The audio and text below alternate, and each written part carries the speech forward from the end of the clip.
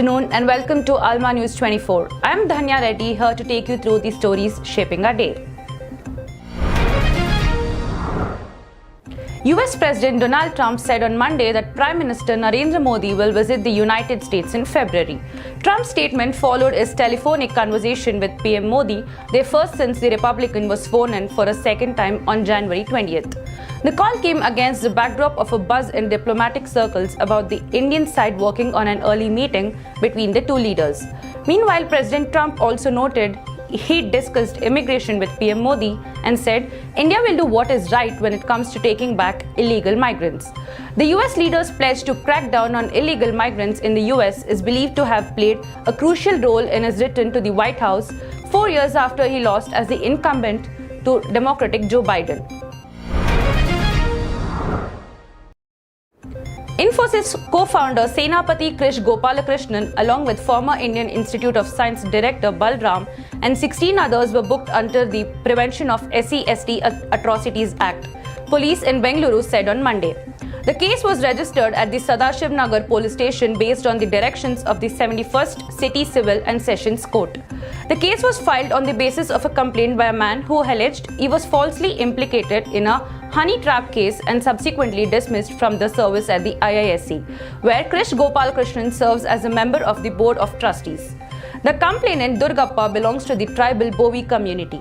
He further alleged that he was subjected to casteist abuse and threats. There was no immediate reaction from the IISc faculty or from Krish Gopalakrishnan regarding the case. RBI on Monday announced measures to inject over Rs 1.5 lakh crore into money markets, marking the largest monetary easing since the pandemic.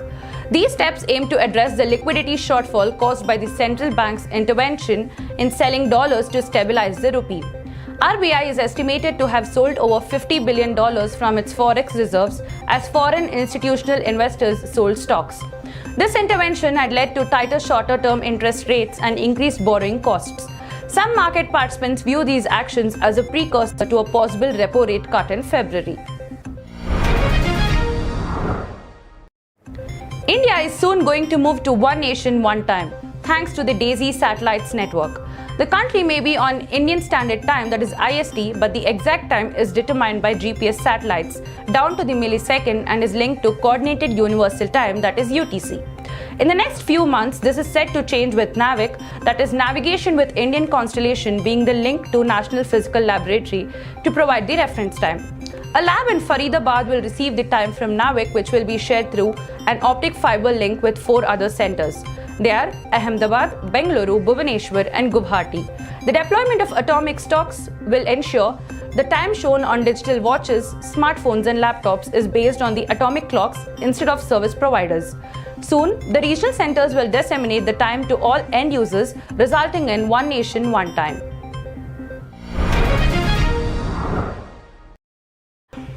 Brushing aside opposition's protests and amid accusations of interference in religious affairs of Muslims, BJP and its allies on JPC Monday cleared key changes to Waqf Act, clearing the way for the end of Waqf user scheme when properties are deemed to be Muslim religious charity only on the basis of world's current usage.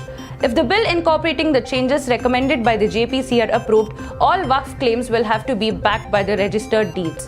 The proposed changes, such as inclusion of 2 non-Muslims, excluding officials who may be there by their virtue of their positions in Central Waqf Council, seek to overhaul the administration of Waqf properties worth hundreds of billions of rupees. The JPC adopted all 32 amendments proposed by NDA, while turning down all suggested by opposition by a vote. Congress, TMC, DMK and AIMIM are expected to register their dissent.